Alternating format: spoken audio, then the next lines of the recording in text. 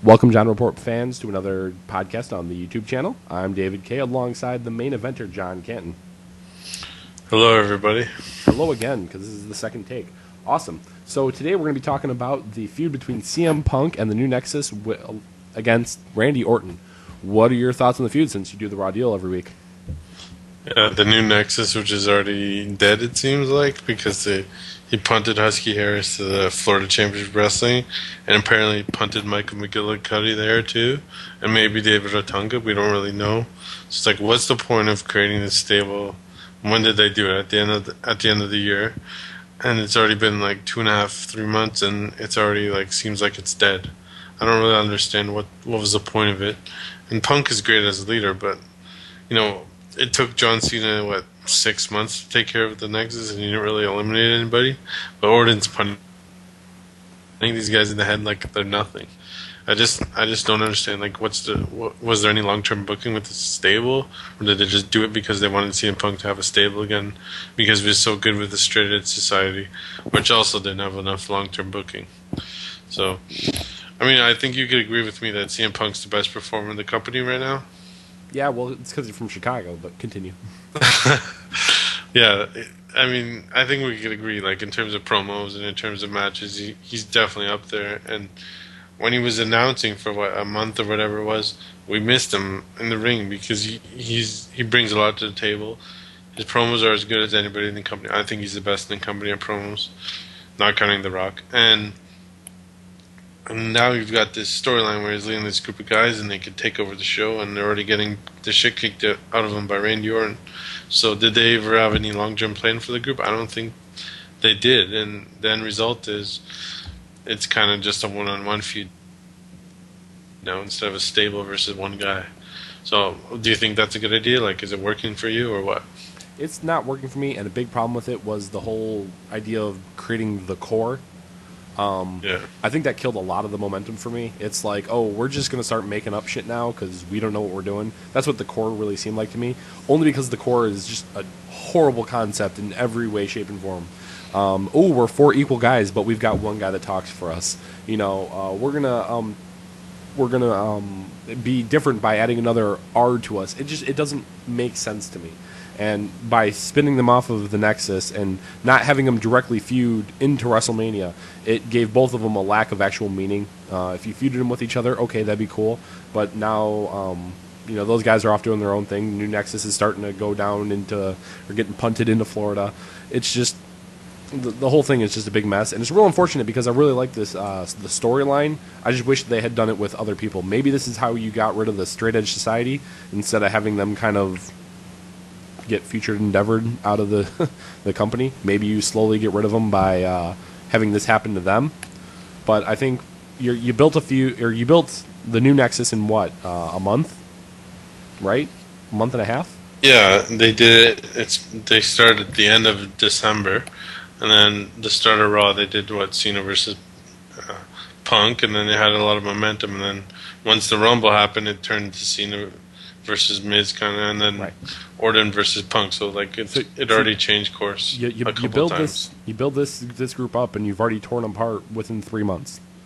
Not only does that take away any legitimacy that these guys have, but it takes away any legitimacy behind any stable you create in the future, because everyone's going to think, okay, well, this one, which was supposed to be a marquee thing, lasted 3 months. This other one lasted 6 months. Why am I going to invest in buying a shirt with an N and a straight edge thing on it if 3 months after down the road is going to mean nothing? I mean, how many people look like morons now walking around with Nexus shirts? Yeah, and I think the story would have been perfect if you had Punk hiding behind the Nexus guys. Orton never gets his hands on him. They still have kind of done that. I don't think Orton's hit him with an RKO, has he? Doesn't seem like it. If he has, it hasn't been often. So I think it's a good way to build to WrestleMania, and I think they're going to have a good singles match at WrestleMania. It'll probably get 15 to 20 minutes also. It's one of those matches where I think Orton's desperately needed a new feud. Like, the Sheamus feud was okay, but it wasn't great. I mean, you don't like Sheamus, I know. And the Miz feud wasn't very good because they were protecting Orton so much in it, and Miz looked like a chump the whole time. So then now Orton versus Punk. Orton is probably going to go over, and Punk's really good at putting guys over. So Of course, my thinking is Punk should be the one that goes over because he needs to get the belt off of Cena. Because Punk's the best performer in the company and he should have the championship. But that's maybe in the summer. I don't know if they've done this. I think in this case. But I really think that Orton should have been replaced by Edge. I think the combination of Orton and Punk, it doesn't really gel for me. Yeah. As much as I love both the guys, I think Edge would have been a much better opponent in the same exact storyline, doing the same exact things. But I understand why Edge is with Del Rio and Orton's with Punk, but I think those two would have made a much better combination. So, I mean, what's your take on that as far as... Edge versus Punk would be a really cool feud. I think it'd be perfect, but the problem is they're both kind of already established. Like, Punk's already been the multiple-time champion, so like you just said, they need Edge to kind of put Del Rio over. He'd do a better job of it than Orton would, because they protect Orton so much and they don't ever want him to lose, whereas Edge takes pinfalls, he sells the arm injuries, all that kind of stuff, you know what I mean? So he's more of a better opponent, like you just said. And I think Punk is the best possible opponent for Orton, but I think Orton's better as a heel also. So he's not going to turn anytime this year, I don't think so. Oh, exactly. It just, as a performer, he's better as a heel. And frankly, all the other heels are all young guys or guys that Orton would have to elevate. And because they book Orton so strongly, he never looks vulnerable. He never puts anybody over clean. Not because of him. It's because how he's booked. He never puts anybody clean. It's not something that he doesn't have exciting matches or feuds. You know what I mean? So yeah. I don't think it's his fault. I just don't like the way he's booked. They book him too strong, just like they book Cena too strong. That's true. I don't understand it. But selling injury, that's all. Well, don't get me started in that. That's a whole other half-hour discussion. But I think they should watch a Bret Hart tape. Nobody was better at selling injuries than Bret Hart.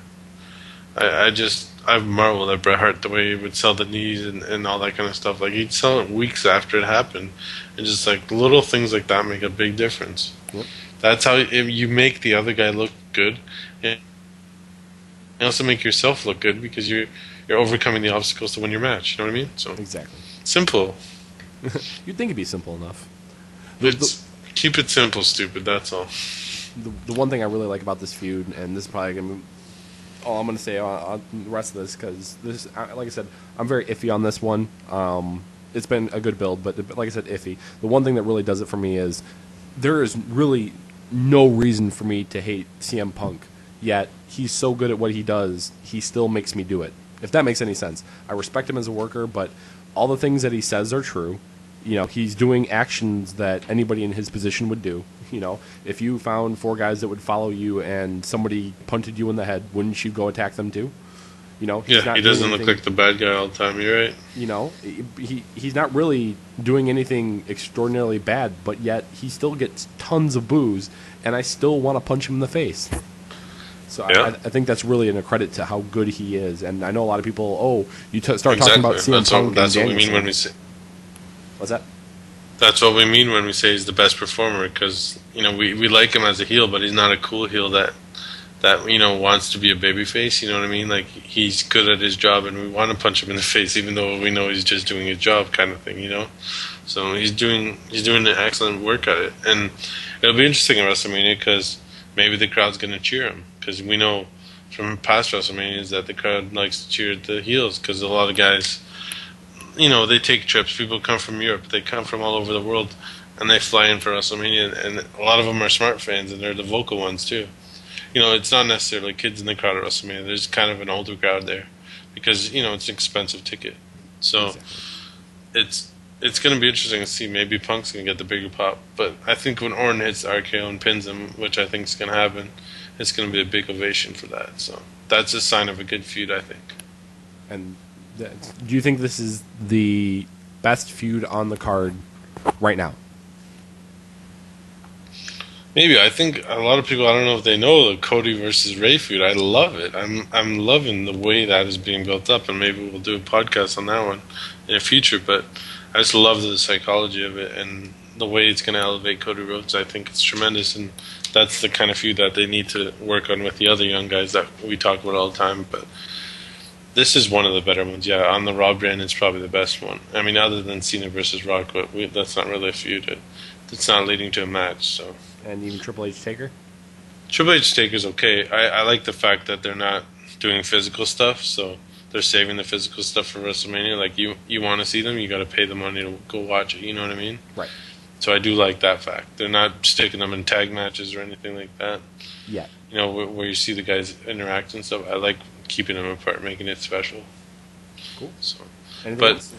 this is a well-built feud. It's taken a couple months too, right? Because it started at the Rumble. So I like when it takes a couple months. And like we said, we haven't really seen them in the ring much. I don't think CM Punk's been injured by Orton very much at all. So Nope. Punk has got his hands on him though, and he left him lying a few times. But Orton never sold it, so that's my bitch. Cool. Awesome. Well, There you go, CM Punk. He's the man. He is the man. Well, thank you to all the listeners for listening. Make sure you're checking out everything. Everything from us at Twitter over at John Report and at Dave the Awesome.